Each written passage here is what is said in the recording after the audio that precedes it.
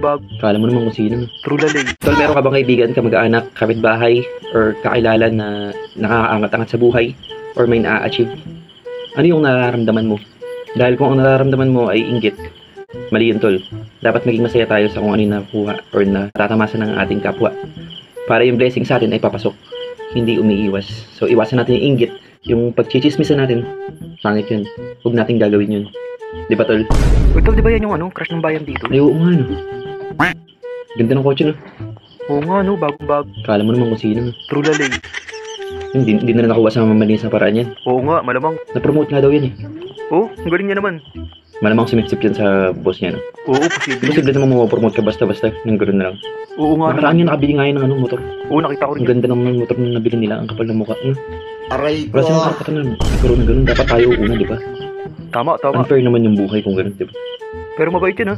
Mabait nga daw yun, sabi nila. Sana all. Humingiti ka sa akin yan. Ini-snub ko lang.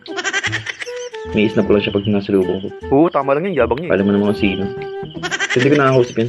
Oo, mga ganyang tao. Dapat kinakausap yan. Nakaban ng tol. Hindi ko pa napapatay yung video. Ay, nabuking ka na naman.